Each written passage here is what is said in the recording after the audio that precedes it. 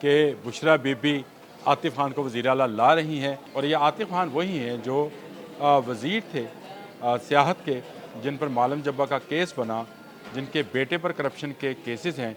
Anti corruption में वो cases आज भी मौजूद हैं। जब ये इस्लामाबाद पहुँचते हैं तो बुशरा बीबी ने डी चौक जाने का ऐलान कर दिया। गंडापुर जो थे संगजानी जाने को तैयार थे, लेकिन डी चौक का सुनकर उन्होंने वहाँ से भागने में आफियत समझी और भागते भागते जो उनको आर्डर था।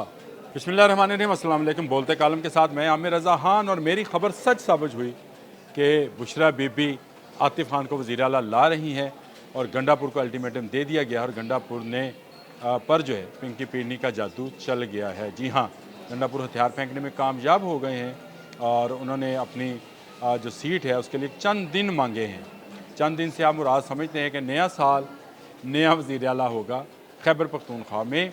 ये क्या मामला है, इसको तफसील के साथ मैं आज आपको बताता हूँ कि आतिफ़ खान कब से गंडापुर की सीट के दर पे थे।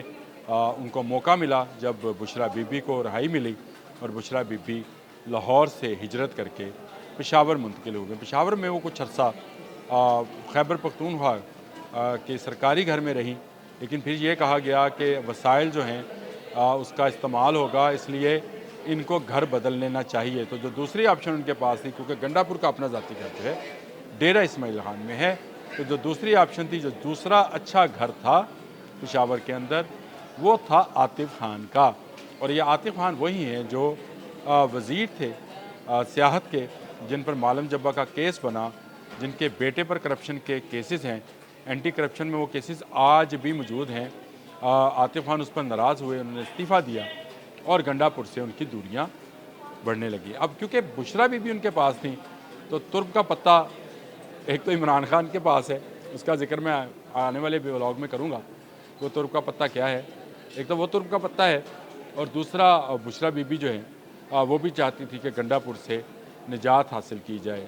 24 नवंबर के धरने की जब बातचीत शुरू हुई तो बुशरा बीबी का जो बयान रिकॉर्ड सामने आया था, जिसमें उन्होंने सऊदी अरब पे भी इल्ज़ाम लगाया था, जिसमें उन्होंने ये कहा था कि किसको उठा लाए हो, ये घर किसका था,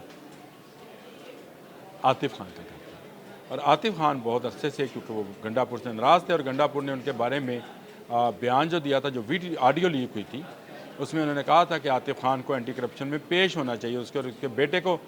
मैं आतिफ़ खान को नहीं जानता इस तरह, अगर आतिफ़ खान ने किया है तो भुगते, पेशियाँ भुगते, मैं उसकी कोई मदद करने वाला नहीं हूँ। खुल्ला अल्टीमेटम था आतिफ़ खान के लिए। और फिर आतिफ़ खान ने अपनी गेम शुरू की और ये गेम 24 नवंबर को अपनी पीक पर चली गई, जब बुशरा बीबी ने आतिफ़ खान के कहने पर ही जो पूरी रैली थी पेशावर से चली हुई, उसकी कमांड अपने हाथ में ली, जिस पर तल्ख़ कलामी हुई गंडापुर के साथ भी।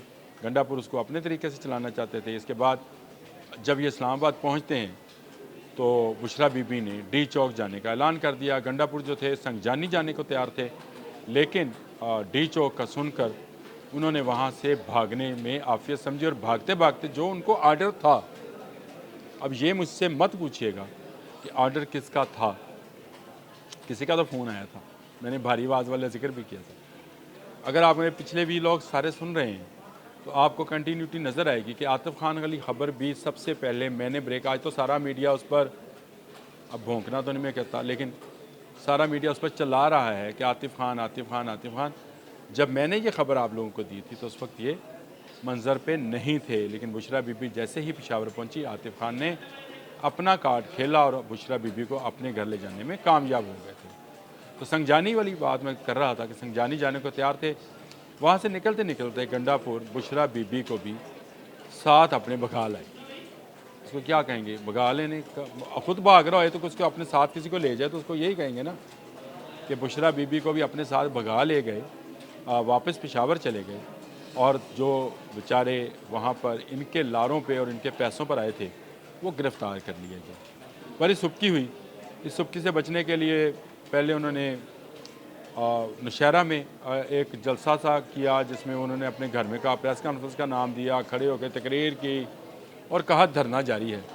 फिर उसके बाद वो असम्बली पहुँचते हैं, असम्बली में भी उन्होंने धुआंधार तकरीर की कि मैं असला बरदार लेकर जाऊँगा, हम नहत्तों पर गोली चलाई गई, सब कुछ किया, लेकिन बुशरा बीबी उसके बाद नहीं मानी। मैंने मरियम रियाज भट्टू का बयान भी आपको बताया था जो उन्होंने दिया था गंडापुर के हवाले से कि बुशरा नहीं जाना चाहती थी, गंडापुर ज़बरदस्ती उनको वापस ले गए, जिससे कारकुनान में बददिली फैली।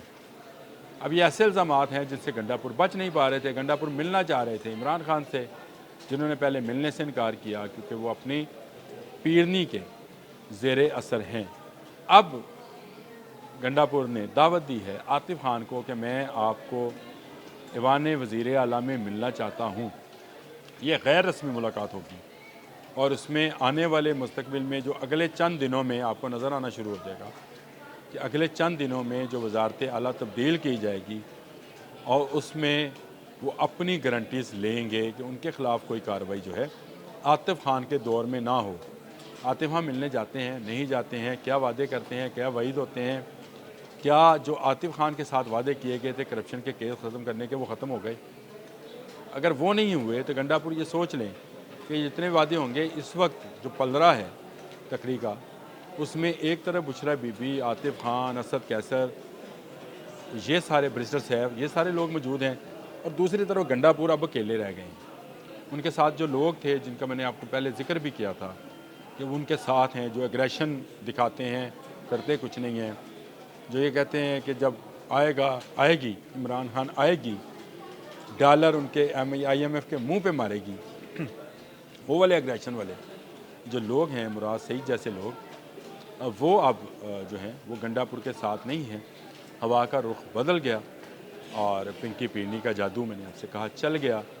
आतिफ़ खान से अब मिन्नत की जा रही है, उनसे वक्त लिया जा रहा है और मेरे अपने अंदाज़े के मुताबिक ये वक्त 1 माह से कम रह गया है। जी हाँ, नया साल 2025 आने में अभी 24 दिन बाकी हैं और इन 24 दिनों का वक्त ही दिया जाएगा गंडापुर को और गंडापुर इस 24 दिन में अपनी वज़ारत आला के हवाले से, अपने मुस्तकबिल के हवाले से अगर कुछ चमत्कार दिखाने में कामयाब हो गए या उन्होंने इस जादू का कोई एंटी जादू या इससे बड़ा जादू जो है या इसका तोड़ जिसको कहते हैं, ये तो पाकपतन का जादू है, बंगाल का जादू कोई आ जाए तो फिर कुछ नहीं कहा जा सकता। लेकिन इस वक्त आतिफ़ खान जो हैं वो ख़ुद को वज़ीर आला समझ रहे हैं।